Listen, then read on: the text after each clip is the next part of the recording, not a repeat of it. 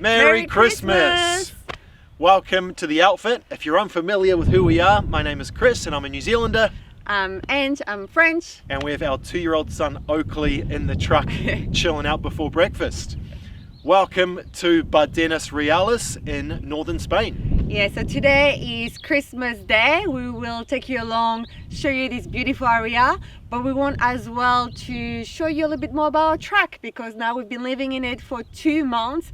So we want to show you what we like, what we don't like, what we would change. Yeah, I think I'll show you a little bit more because the build took nearly 8 months. We haven't shown you everything, so I think that would be a good time to do that now. Now, if you're unfamiliar with the truck, it is a ex-Swedish Army 1975 Volvo C304, also known as a TGB, which is Terrängbil, meaning all-terrain vehicle 13. Now this is a true 6x6 vehicle, so it is full-time 4x4 on the rear 2 axles always, and then there is a switch inside which engages the front wheel drive at will, which will make it 6x6.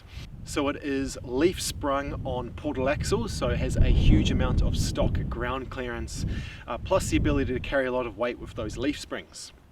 Now it is a traditional ladder frame design, unlike your Austrian Pinzgau, which is a similar looking vehicle, and that gives it the ability to have a lot of articulation but also have larger tyres. So now we have put 37-inch tyres on the truck, and you can actually even go larger than that.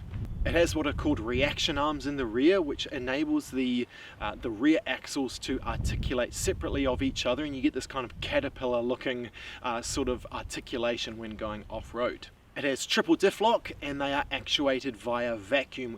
As Ange said, the build took 8 months in Sweden, and one of the reasons it took quite a long time was this was a barnyard find. So when it had left military service, it had sat for a really long time in a barn, and Ange and I kind of saved it from extinction really.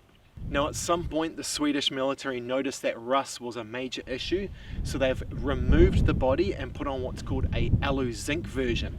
So many of the panels, the upper panels plus the roof is aluminium, more like a Defender, and from that down the rest of the body is a zinc coated steel, so there is now zero rust at all, which is really nice. It is a much smaller truck than our Unimog in Australia, and that is really the draw card which made Ange and I start hunting for one of these in the first place. So the Swedish military in the 70s needed a vehicle that was not only highly capable but also able to fit down narrow forestry tracks, and this is sort of the design that Volvo came up with. Now just briefly on the engine, this is a 3-litre twin carb petrol B30 Volvo motor, and it's known to be incredibly reliable. Unfortunately for us, it is very thirsty on fuel and a little bit temperamental. It really likes premium octane fuel, which sometimes can be hard to get, especially here in Spain, using more than 95, whereas this really does prefer 98, or you do get a little bit of pre-detonation. It's also an old 50-year-old motor, so it's tired, and from the very beginning of the build my intention was always to put a diesel motor in instead. So I will be putting a mechanical Mercedes diesel in this. So here is our living room space. Not too bad. So this is the original fold-out couch, which I've modified to also be a bed for Oakley when he is big enough to sleep downstairs. So underneath here are water tanks and some plumbing features. On this side, of course, we've got Oakley's eating seat on a fold-up chair, so this chair goes completely flat, so we could carry another passenger if we want to. It has a seat belt, stuff like that. You have to excuse, there's probably bits of food everywhere. We do have a toddler. Under here is our diesel heater. And I've recently made a modification so that we've got this Y here, so we can turn on and off these two ports, I guess. This one runs behind Oakley's seat and straight up into our bed there. And this I just recently did only a couple of weeks ago when we got into the mountains and realized that even with the diesel heater cranking, not enough heat was actually getting upstairs. So that has been a massive improvement for us, and now we can handle really cold weather. We've never in fact had to run the diesel heater all night because of it. So yeah, very happy with that modification. Now, bit of a weird design, because under here is basically the covers to get to the transmission and the back of the engine. So this is always going to be a bit of a peculiar space. So I put wood floor in with removable covers everywhere. And this is a table which acts as our dining room table, Oakley's play table, all kinds of stuff. So could not be without this. And it's very easy to remove. Plus it has 2 drink bottle holders on one end and folding legs as well. So it's nice and easy when I need to work on the engine, I can just carry it back outside. Then on another folding chair, Oakley's car seat. A lot of people have asked why we don't have him facing forward in the middle, and the main reason is safety. He is in a much safer position rear facing, as long as he can be behind me, because there is not much of a bulkhead in the front in terms of a head-on collision, and he still has his window to look out, and he has never once really complained while we've been driving. We make sure he's not bored.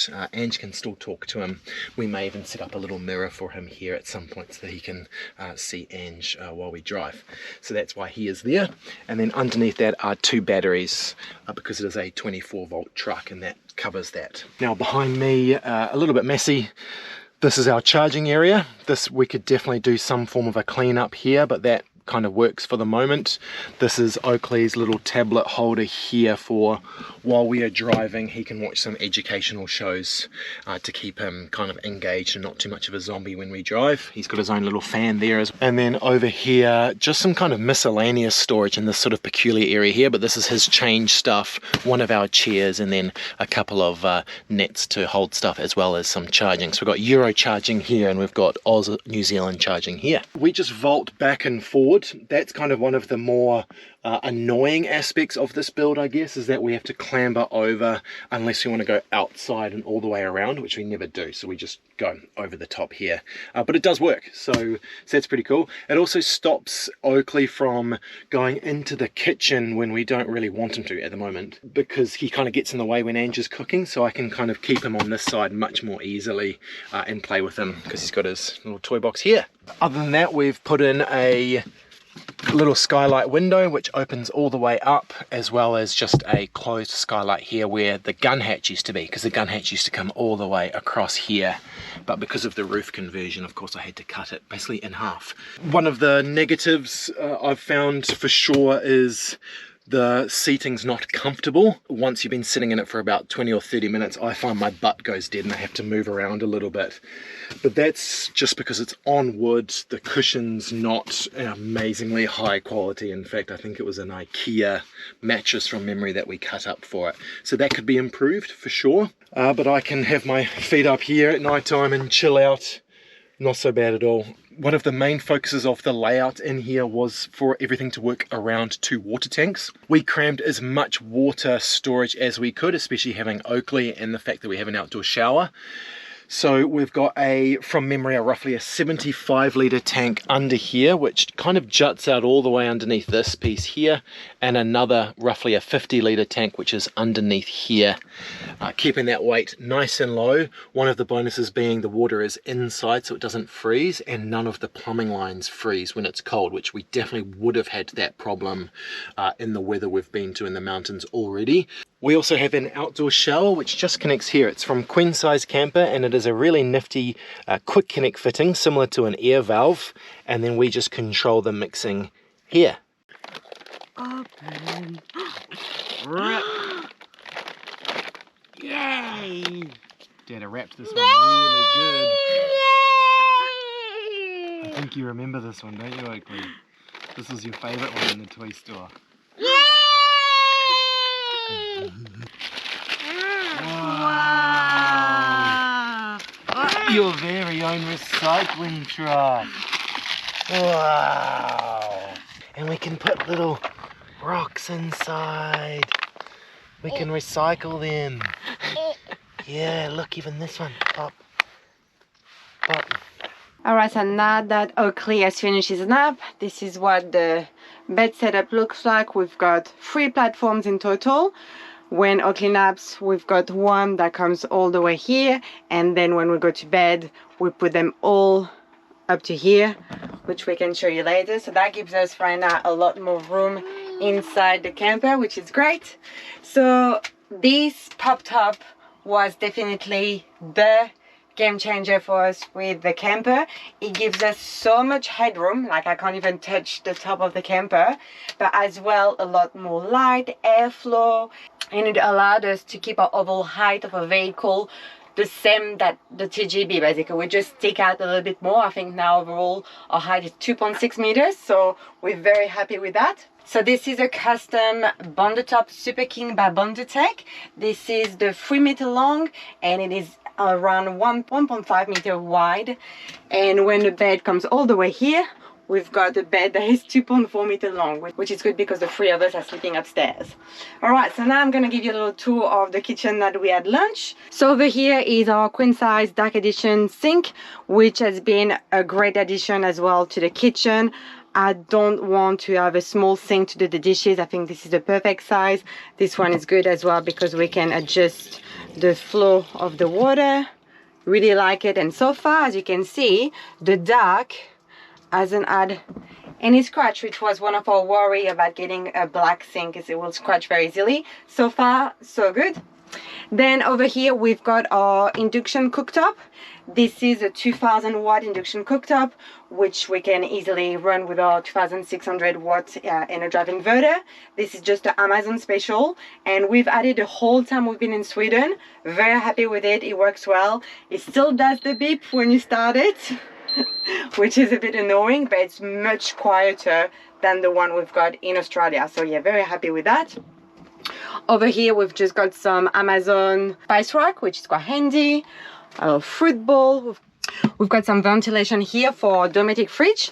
So this is the Dometic NRX 115C, I believe, which is a really good size. I would have not liked to have anything smaller for family of 3. I do miss having a much bigger fridge and especially freezer. In the mug, we're definitely very spoiled to have much food we can carry, but in Europe you've got supermarkets everywhere and it's quite easy to replenish food. So we go on average maybe every 3 days when I can do a good shop, and yeah, it's not a big deal at all. So yeah, very happy with the fridge so far as well. The cabinetry, so Chris made everything out of birch plywood for the front. We're very happy with how it came out. So here we've got our cutlery and bibs and bobs. Over here, plates, cups, coffee plunger, must have. Over here, this is the snacks drawer, which is as well a must for us, which you can tell it is quite full at the moment. Over here, we've got a one rack, which has no one in it. So yeah, we're not really wine drinker or even drinker in general. We still have some left that we got from Belgium that we need to finish. At the moment, we're more drinking local drinks like sangria for Spanish Christmas. But yeah, this is where we put, I guess, any oversized bottle or object that don't fit in the fridge or the pantry. And next to it, we've got another pantry, more for the bigger food that we've got, like bread, oats, flour, pasta. Here's a little rubbish as well, a bit small. From memory, it's a 10-liter one, which we fill up quite easily. At the end of one day, a day and a half, it is quite full. So usually we just take it out and put it in our big rubbish bag on the tire. But yeah, a little bit of a bigger rubbish would be good, but you can't you can't have it all in a camper, so you have to make some compromises. Over here we've got colander, Tupperware, pots and pans, coffee, all the essentials. Very recommend having detachable handle pots and pans. That is definitely a space saver in a camper. So this is the logs that Chris made. We were not too sure how it was going to go off-road, and they've handled everything really well so far. It is a choice to do this. Not only was affordable for us, we like the wooden look as well. And yeah, that would have cost a fortune to have those professional metal looking one. And yeah, no, we're happy with them. They're easy to use, and yeah, we're kind of like used to it now. So over here we've got a water filtration system, which is as well the Nakie storage.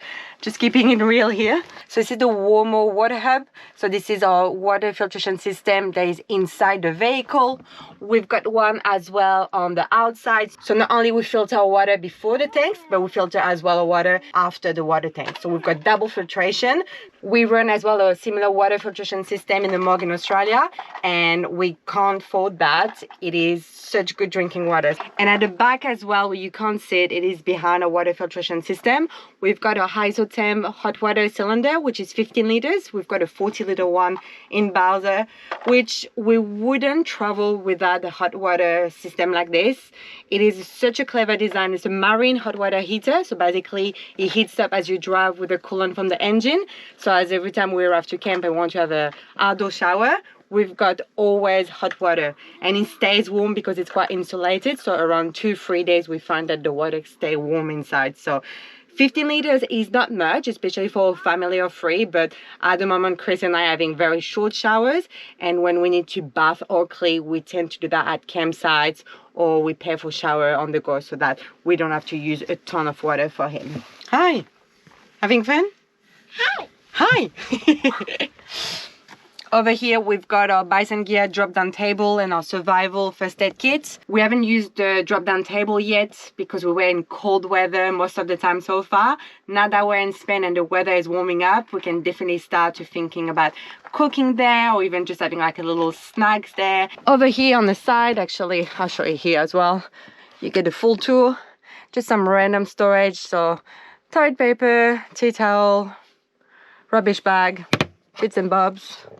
Over here as well, more storage. You never can run out of storage. Paper towels, cleaning stuff, little hand vacuum, very good size. Highly recommend this one from Amazon as well. Cleaning products. And next to it here, we've got our Trellino portable toilet, which we are so happy with. You can use it inside if you're in an environment where you can't use your toilet outside. But a lot of times, like here, you know, there's no one around. We are surrounded by beautiful nature. So we just take our toilet outside and just have a beautiful view. So yeah, that's actually really good size as well. We find that we need maybe to empty the pee every 1 or 2 days, which I think is pretty good. And yeah, it's just a kind of like a dry separating toilet, so your number 2 goes in the bag. Above this is our step/shoebox. Over here at the top is my clothes, Oakley's clothes, Chris' clothes. So as you can see, it is quite small. I definitely don't have any room left, but I've managed to fit all the clothes I own in this little area, which is quite surprising. I don't own many clothes. When you travel full time, you do have to make some compromises in that respect. It is quite hard when you get to cold weather environment because you've got bigger hoodies, bigger volume of clothing. Basically, we found actually our coats is the harder one that kind of has to move to the front seat and back when we travel because we don't have enough room for it. But in terms of normal clothing, everything fits here, so very happy. And for Oakley, actually I just use those packing bags, which is really handy, so I don't have to pack properly his clothes. Very minimalist here. Underneath I will let Chris show. This is all about our EnerDrive power systems. Over here we've got more storage, underwear, toiletry bags, and more storage over here as well, Oakley's and Chris.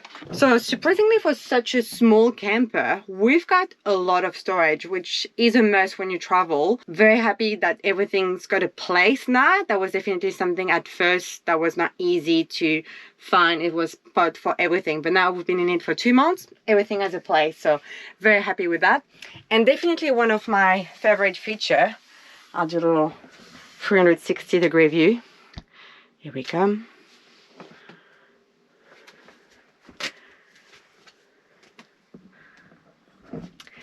It's the huge countertops, quite high, which as well was something we wanted. Having a lot of room for countertops is actually so nice when you cook, but as well like during the day, it just makes the space much more open, even though we've built cabinetry almost to the height of the camper. So yeah, that's definitely something that I recommend if you've got the option to do it. Yay! Is to have a lot of countertop space. Okay, so I'll do my best to introduce you to our energy setup. Because space is at such a premium, I really had to cram stuff in here, so it's not really designed for the viewer, if that makes sense. So first up we have got our Topaji.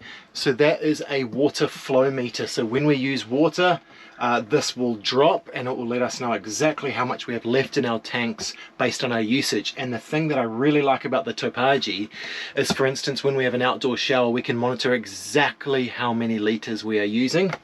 And it's just a really nice setup because it saves you from having to put like an actual probe, you know, similar to a fuel tank, in each water tank.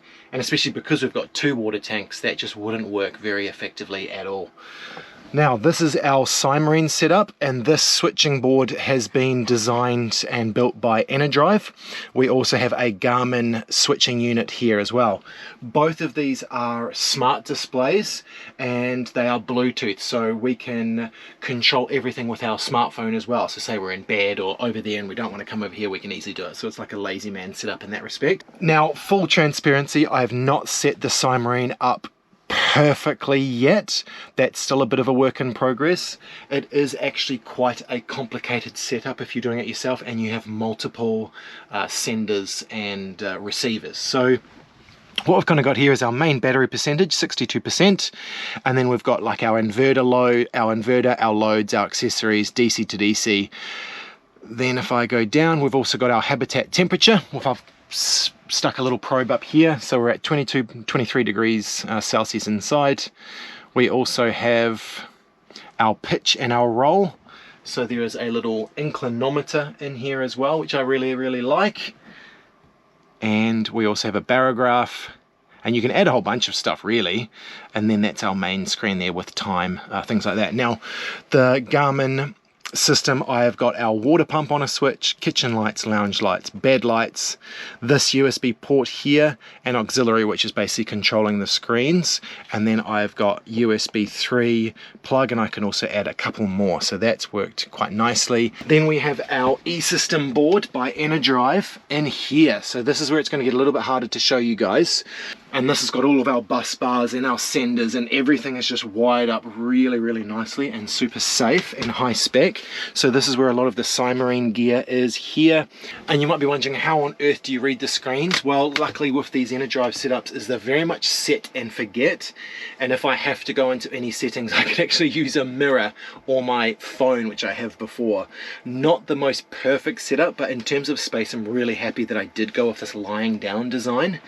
Whereas in Bowser, it's much easier to get to all this stuff because it's sort of upright and you can really see it quite easily. In here is an e-power charger, 40 amps, so when I plug into shore power, this will start to charge our batteries. Then we've got our DC to DC, which I've set up to be running at 50 amp right now, so we'll get 50 amps from our alternator. So when we're driving, 50 amps is coming into our batteries, and then when we're not driving, we have our solar on the roof, which will be getting a little trickle charge from them. A little bit tricky in winter because the sun is so low in the sky at all times, we're not getting a ton of solar, but so far we've been absolutely fine because we do drive quite a lot. This is my little switch for the inverter, so I turn this off at night time. So I've also just got some switches to turn everything off, and I've got my AC power and switching boards, my MCB, stuff like that in the rear there, but still accessible. Here we have the two 2000 amp hour lithium batteries, one behind the other. With their inbuilt BMS, they are very much set and forget as well, and they've been running really nicely even at the really cold temperatures that we've been getting. So that is battery compartment. And then in here, a bit of a messy number, I have got the 2600 watt Enerdrive inverter, and underneath is just storage for electronics and camera gear. A little bit messy, but that's working really well because so far the whole system is just, I just don't have to fiddle with it. I'm going to tweak a few things with the Cymarine, but that's more dealing with it on the app and on the screen as opposed to actually rummaging around in here at all. Underneath the power system is just some odd storage really. Quite long, that has just given us some space for some long things. Same on here, and we've also got the AC power coming up through the floor in there, so it's quite easy to access, but it keeps it away from the little fingers of Oakley and makes it nice and safe. Alright, we're just gonna go for the Christmas drive near the castle and distance. So now we're just doing the checks. The bundle top is down, so just making sure that all the cabinetry is locked so nothing opens up as we drive. We as well switch off the water pump. If you followed our travel for quite some time, you will know this is a very important step. And switch off the light. But one thing that we're really impressed and really happy with is how quiet the back of the camper is when we drive. On bumpy roads, nothing really rattles, not much noise. I would have thought that a camper that is like see-through like us, you will have a lot of noise coming from the camper, but no, it's been brilliant in that respect. All right, and last check, sangria in the fridge. So one really important part of our camper build was making sure that it was not a elaborate setup and pack down process each day. So I've got the 4 latches on the bundu top, then pressing the button. It probably comes all the way up in under 20 seconds, maybe 10-15 seconds, and it's all the way up. So I would say from parking up and being then fully set up, plus me putting the bed platform up, would probably be 1 minute, I think. Maybe we'll time it one day and figure it out. It would be a minute, maybe a minute 30 max. And then that would be roughly the same amount of time, maybe 30 seconds longer, because I kind of have to remake the bed in terms of the canvas, making sure it's all folded in correctly for the pack down. So yeah, 1 minute, 2 minutes, it's really nothing at all. And the nice thing about that is that means that we're not loath to, like, for instance, what we're going to do now is go and check out this castle, and then we'll set up again down here. It's not a pain. So that's really, really, really nice.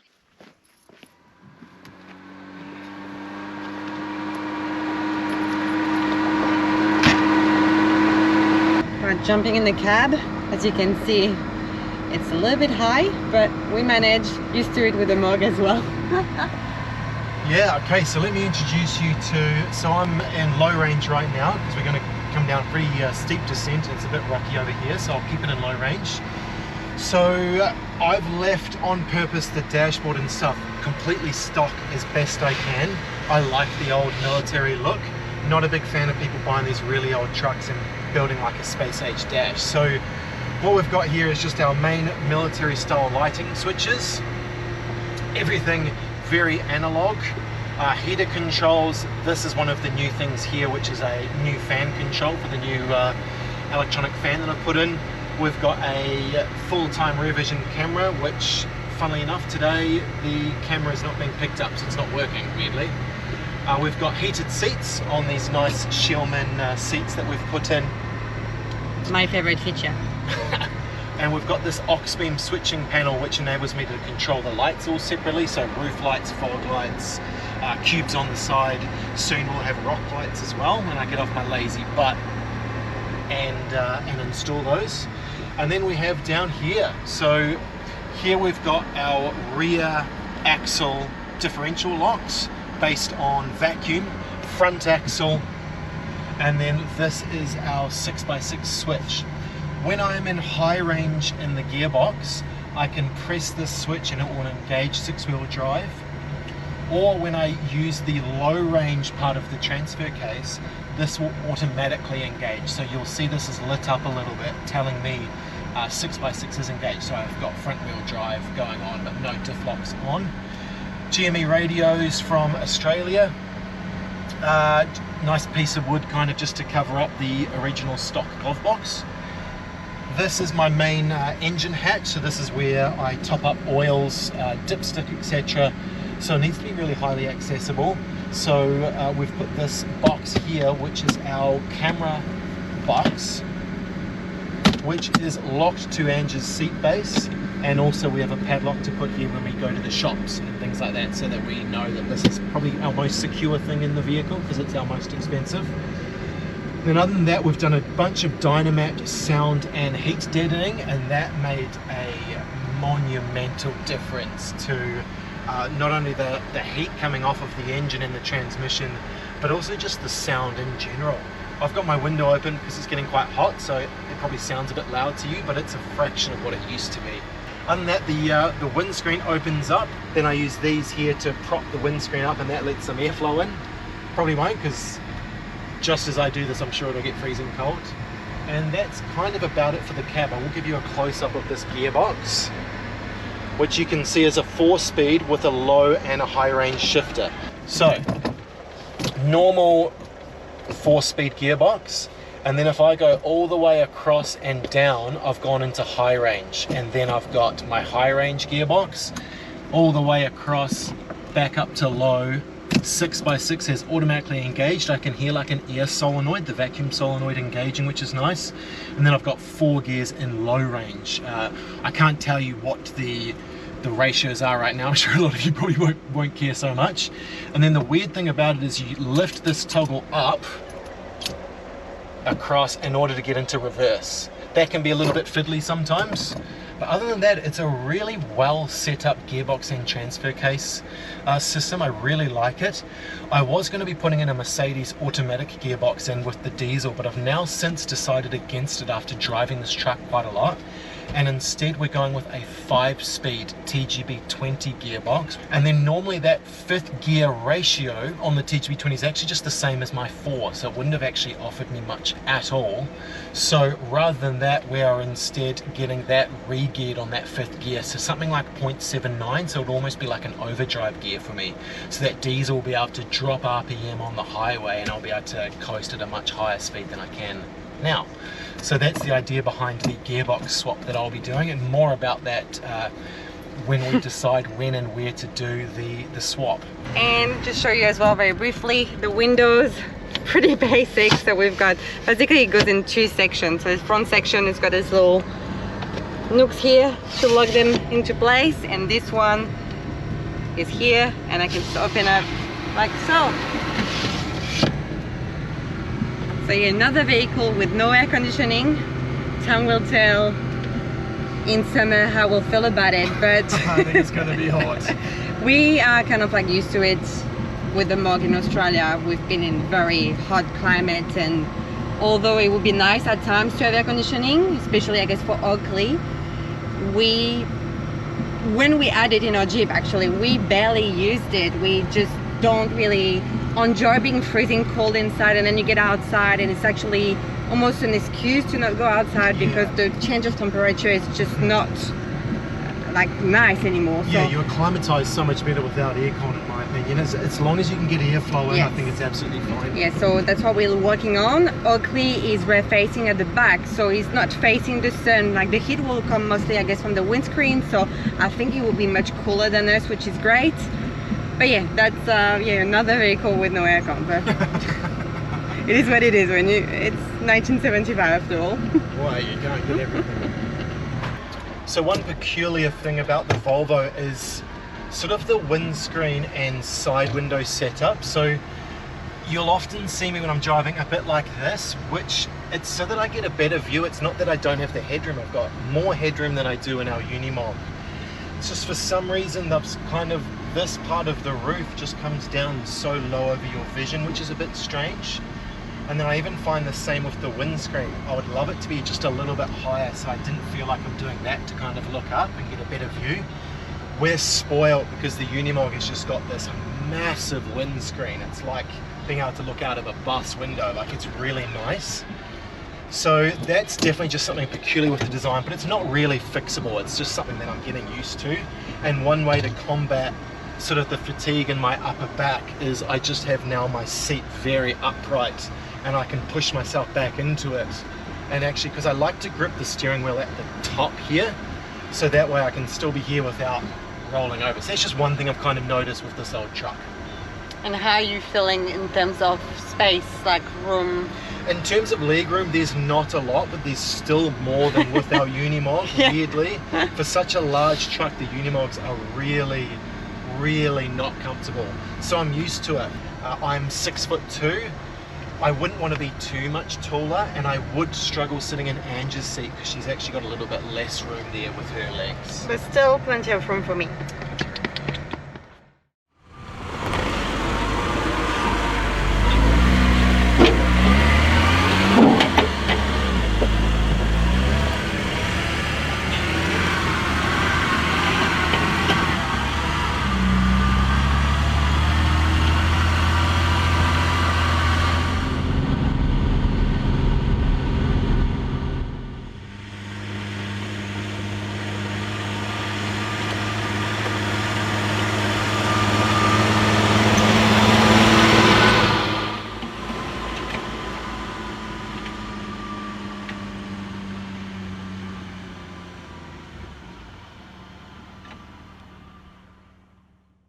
What a beautiful afternoon. So we just got back from trying to get to the castle. You can't drive anywhere near it, unfortunately, but we went for a little bit of a tiki tour through here. So that is the remains of a 13th century tower and walled complex, and it's amazing how it's just sitting there. You can't even walk to it because it's so isolated and kind of undercut. I think you would need rock climbing gear to actually access it. An adventure for another day maybe. Just before I pop everything, I'll do a little quick rundown of the exterior of the truck. First up, the truck is painted with Rantho Corax, which is like a 3-in-1 paint. So it's primer, it's anti-rust, and a top coat. That was a big job, but made a really nice job. So we swapped out the main headlights for LEDs from a company called Oxbeam, same company that makes the switching panel on the inside. Not too much else on the front. New mirrors, new wiper blades, all new seals around the entire vehicle, new stickers for the blinker fluid and the coolant. So up above we've got the Baja Design Linkable XL, and they've got the sports with different kind of lens combinations. So two that you can see here, we've actually put a lens on to make them like fog lights or dust lights, and we've got that on a separate switch inside on the Oxbeam. And the others have different patterns. So you've got like a wide sort of a flood, you've got spots in the middle, really cool setup. And we've got the S2 Pros on the side on a different switch as well, so we can kind of light out through the sides when we're off-roading. And then I have more lights to install in the near future, including some rock lights and camp lights as well, and I do have some on the rear I'll show you too. So underneath that I've got a custom roof rack that I made out of aluminium T-slot. That's been absolutely awesome. Above that is a waterproof storage bag, which has been great because if we had boxes it might look nicer and cleaner, but you can't fit as much awkwardly shaped objects. So we've got like Oakley's hiking backpack, the one where I can put him in the back, his bathtub, things like that, and that has been excellent, and it is waterproof. We just got that off Amazon, it was nice and cheap. So moving along, we have got the Fat Boy 37-inch trapdoors by Maxxis, and they are a 37 by 12.5 16 light truck tire. These things have been amazing. They are quite loud on the road, to be expected, but we're driving a loud truck, so it doesn't bother us even 1%. Super grippy. They act almost like a snow tire as well, which you really like. We haven't been dropping tire pressures off-road yet. We've just found no need, so we're just keeping them, I think they're about 30 psi at the moment. They are on a widened stock military rim with a custom bead lock ring on the outside, and that means we can drop to very low pressures without any risk of running the bead off the outside. So these are awesome. So that gives us a lot of peace of mind, especially if we either get badly stuck in mud, or if we go onto sand. I can drop this tire pressure so much. So you can see we've got the Dobinson shock absorbers. They're a reservoir shock with 3 different types of adjustment. They are amazing, because I did drive around with it with the stock shocks, and it was like not having shocks there at all. New springs underneath, everything painted. Dobinson's on the rear as well. This is called the Boogie Axle, so this shifts this way, and we got the 4-leaf spring there as well. Bundu Tech, Bundu Suite, custom shower awning. So here we plug in the shower once we've got the awning out, plug it in, and the shower fitting goes right here. Then we've got the Bison Gear Molly panels on the side, which have been an awesome thing to have on the side because it's just increased our storage so much, and we like the look too. So first box has something we haven't actually used yet, a compressor, T-Max compressor. That I've wired to an Anderson plug, and I've got an Anderson cable here, so it just plugs straight in, and then from here it can actually reach all the tires, so that's quite nice. So it actually powers from the side there. Womo portable water filter. So this is the Explorer, and what that does is it enables us to pull this off the truck, take it down to any freshwater water source, no matter how dirty it is, and we can pump water into our water tanks. So that's really nice to have. Down here we've got a toolbox. These are the original toolboxes off a TGB 20, I believe they were, and inside I've just got my tools. This is where we plug in shore power.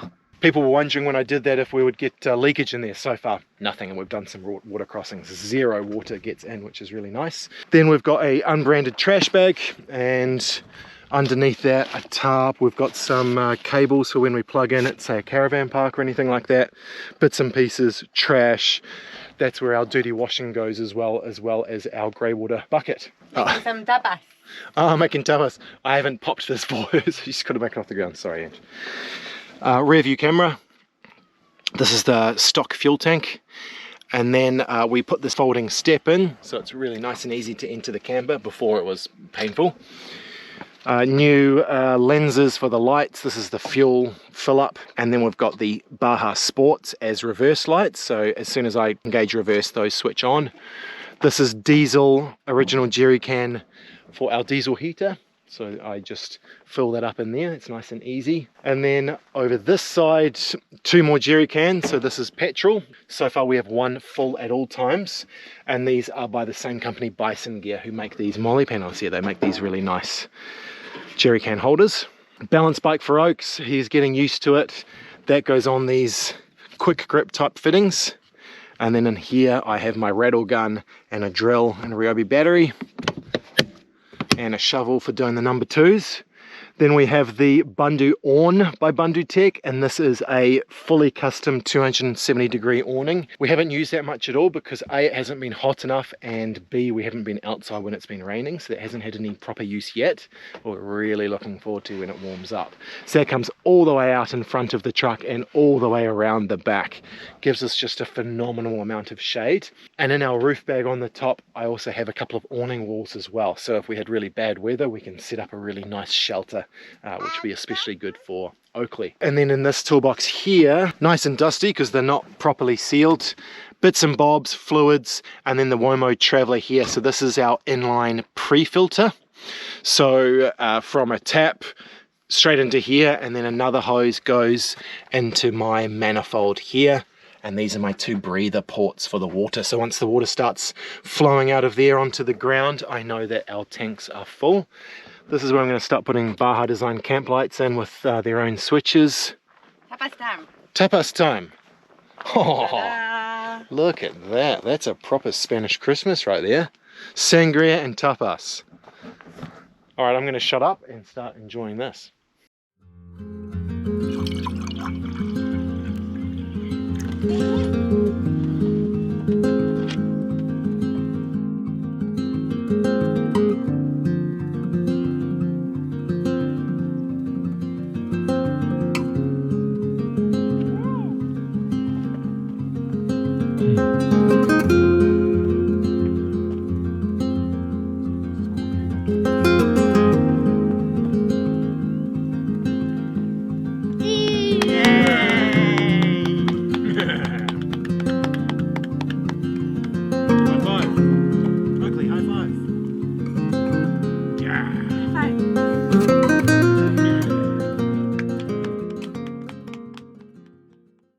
And last but not least, our sleeping setup.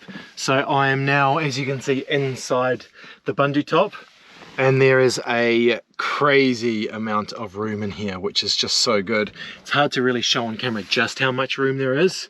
Me being 6'2", I can easily sit up in here quite nicely. So the 3 platforms are across, so there's always this smaller area here. Hello. Hi. Not a bad view.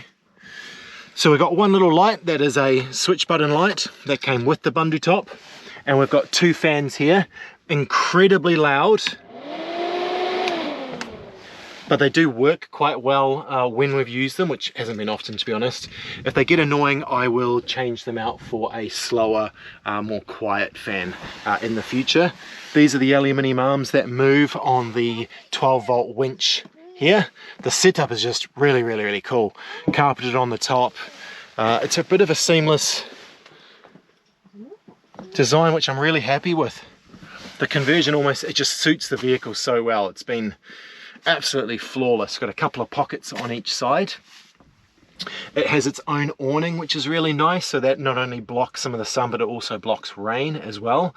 And it is able to flap up in the wind, but it's not loud. They're quite rigid. So yeah, I'm very impressed with the design. Here you can see how much room we have. Now the way I designed it was that Oakley would sleep this way until he's old enough and confident enough to sleep downstairs on the fold out bed that I made. But being Oakley, he really likes sleeping with mum. So Ange sleeps here, Oakley sleeps next to her, and I top and tail, and I have my head here. And that actually has been working super fine. And it's nice to have Oakley this end, so it's really safe. We never worry about him falling out, and we've already taught him that that is very dangerous. So he's never tried to like exit the bed at any stage, which is cool. These have fly screen on them. So yeah, the whole bed situation is nice. We have got mattresses by a company called VanMade, and we also got a fitted sheet from them as well. Underneath that, we've got like an Amazon anti-condensation mat that I've cut to size. That's on carpet, and then the platforms themselves, which are a couple of pieces of wood and aluminium T-slot, they have holes drilled in them, so the whole thing breathes nicely. We've not had any issue with condensation underneath the mattress, but we have had issues with condensation around the top. This is an aluminium pole underneath this, and this will get drips on it, mostly because it was getting really cold up here. So with that modification I made, and this is where the diesel heater comes up now, right next to Ange, which she loves. Here's a little step, which is our shoebox. It's an anti-condensation thing, and that gives us heaps of height to jump up in there. And then I've got this plastic thing which will go there. If we want to have that outside, that can help if Ange wants to open the awning herself or anything like that. That's an easy step to have outside, which leaves this little cubby here. That's one way to access this cupboard here, which doesn't really have anything in it. I think that's pretty much the walk around. So it's time for me to enjoy some family time.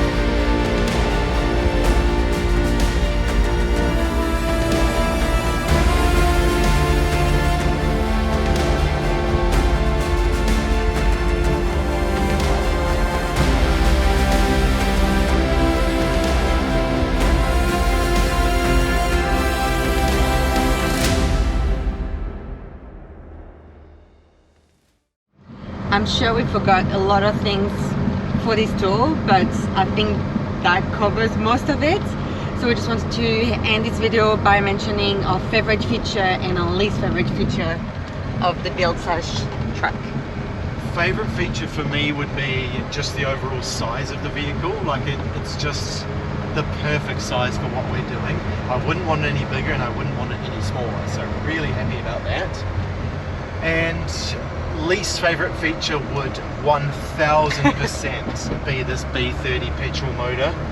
It's a straight 6 absolute gas guzzling relic that I cannot wait to get out of this thing, and it causes me no end of headaches and trouble so far, and just terrible fuel economy. For me, more talking about the camper area, I think my favorite feature is still how big our kitchen area is with the 2 huge countertops. That makes day-to-day life really enjoyable. And my least favorite feature, even though it's not that bad, but it's still the outdoor shower. I'm still warming up to the idea of having outdoor showers. It's definitely easier in warmer environment, but yeah, the start of our trip in winter conditions, having outdoor shower is definitely not my thing. So yeah, that is it. We hope you had a very nice Christmas, and next time we'll see you, that'll be in 2025. Hey. So we wish you as well a happy new year, and thank you so much for all your support in 2024. The build was another challenge that Chris has mastered. Oh, I don't know about that, but we definitely conquered some heartache, some trials and tribulations, and it's paying off. Doing a build on the other side of the world in a country you don't speak the language, with no idea what you're doing with a toddler living in a motorhome, that was a challenge. But 2025, traveling in Scadi in the rest of Europe, bring it on. Bring it on. Cheers, guys. See you next year. Bye.